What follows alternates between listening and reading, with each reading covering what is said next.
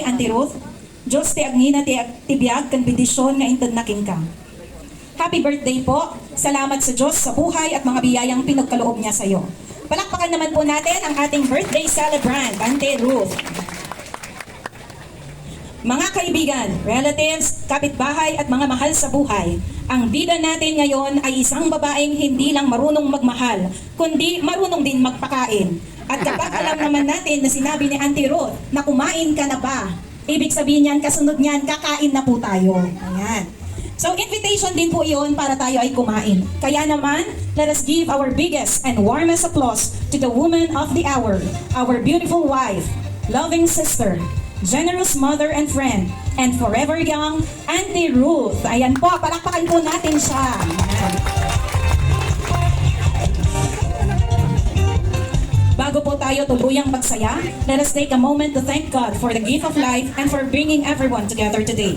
May we invite Auntie Virgin Miranda to lead us in prayer.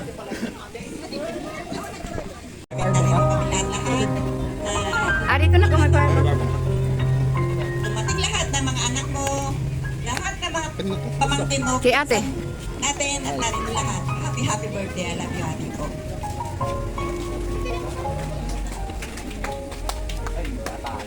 Thank you, Auntie Ibot. Ngayon naman po kanyang mga anak. Okay? Mag-umpisa po tayo sa Kay Bunso. Bunso. best friend ni Auntie Ruth. Tinatawagan ko po si Joma. Si Bonso nga eh. Ako kasi best friend. Akala ko si Ate. Tama. Happy birthday po. Mama po eh. Okay, joke lang. Alam niyo guys, si Mama yung ano. Sa...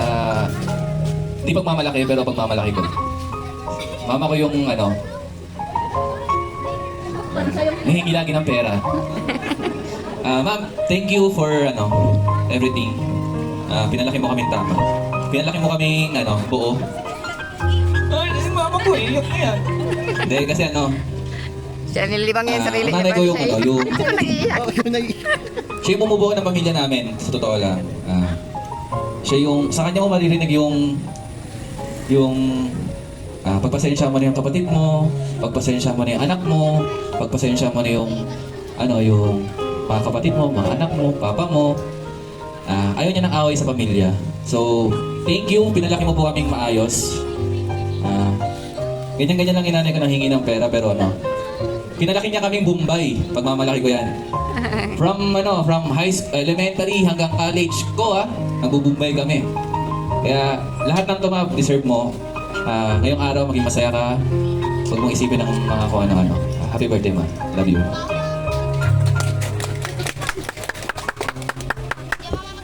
Thank you, Joma. Ngayon naman, pakinggan natin ang mensahe ng kanyang pangalawang anak.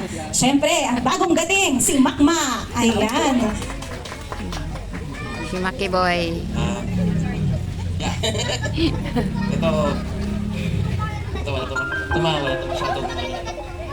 Wala ko masyadong preparation na dito. Ako, I admit na yung dating namin dito ni Jake is mabilisan lang. From airport to, hindi namin na-prepare mama yung mga namin. Alam namin na may mga pagkukulang kami sa'yo. Kasi, ako yung pinakamakulit mo na anak. On the record. Ako yung pinakapasawa mo na anak. Naligtas ka, Jom? Used to be. Dati. Pero malaman natin yan later. Pero, let's Joma na yun. Si Joma na yun. Pero ang masasabi ko lang, ma, naging matibay ako sa buhay.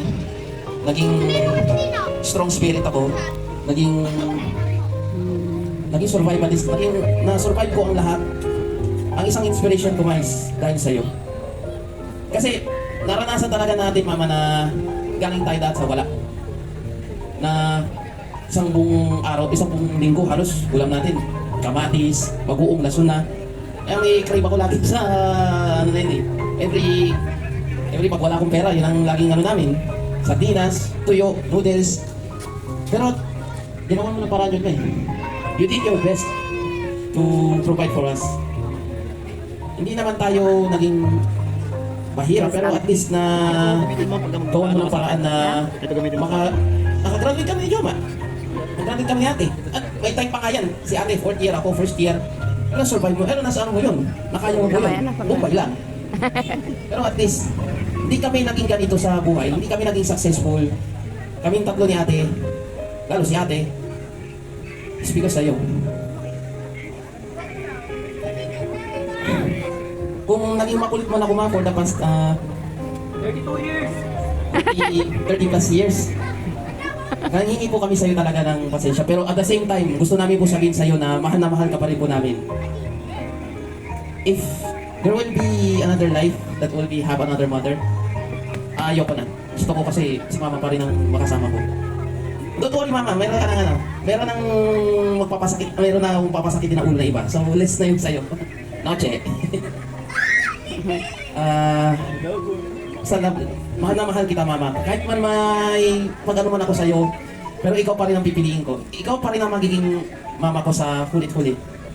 Siyempre. Gusto ko na wag sa mga magiging special moments namin, if possible, hanggang sa kung ano man, gusto ko ikaw pa rin ang makasama ko pa rin.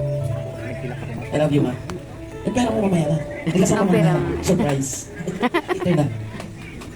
Una-una po maraming salamat sa lahat ng mga pumunta. Alam ko pong maulan, pero maraming salamat po at nandito kayo lahat. At drama ng mga kapatid ko. Kainis. Alam mo naman ako yung pinaka-perfect mong anak, so wala na ako masyadong masasabi. Ako na talaga yung perfect, wala ka nang masasabing iba. Ayun lang. Sana lang, ang wish ko lang po sa'yo, sana humaba pa yung buhay mo, sana hindi ko po alam kung ano pa yung gusto mong magkaroon ka, siguro apo na lang po na magagawa naman ng mga kapatid ko ding madadrama. Sana po humaba pa yung buhay mo at masulit mo pa yung 20% discount ng senior citizen. At yung 100,000 para sa mga centenarians. At sana hindi kakabaw ng mga ganong panahon. Yun lang po. At alam mo namang mahal na mahal kita lagi dahil lagi kita binibigyan ng pera. So, yun lang po. Yun po ang pagmamahal ng nanay ko eh. Lagi lang siya nangihingi ng pera. Hindi ko po alam kung saan niya dinadala. Baka nakalimutan niya kung saan niya nilagay. Yun lang po. Yun lang. Lakpak. Nahihiya si Ate Ira. Pero nararamdaman po natin kung gaano po nila kamahal si Ate Ruth. Ayan po. Siyempre hindi naman po papatalo ang Romeo ni Juliet. Ayan. Nasaan na po ang pinakagwapo namin Uncle Ariel. Ayan.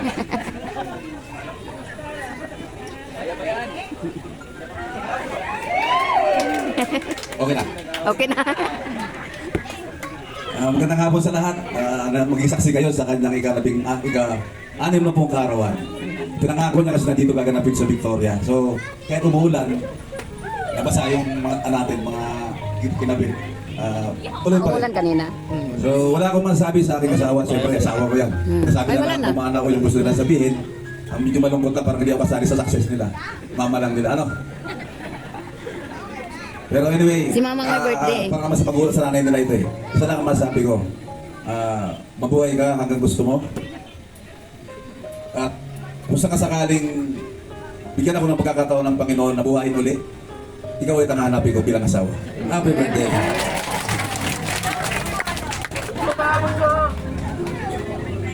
Pwede po makahingi naman ng picture, tsaka kiss din po, Uncle. Saglit lang. Di bali kasi 16th birthday ni Auntie. Ayan po. 16 daw. Ayan. Sweet 16. Ayan. Isang kiss naman po dyan. Yay! 1 minute po. 60 seconds. So, bilangan po natin. Okay. Ready? 5, 6, 7, 8, 60, 59, 58, 57, 56, 55, 54, 53, 52, 51, 50, 60. Ay, bumalik na. Ayan. Thank you po, Uncle. Thank you, Auntie. Sa karawang ko, lalo-lalo na yung mga kapitbahay ko sa Kainta. Yay, kami. Especially mga kamag-anak ko, mga kamag-anak ko lang sa Pangasinan. Salamat. May Pangasinan pala galing. 100 years. Ulit-ulit din natin ang ganitong handaan. Alala yung mga party boys. Salamat. Ay, mga friend ko dito. Mga tongit girl. Wala na dito girl.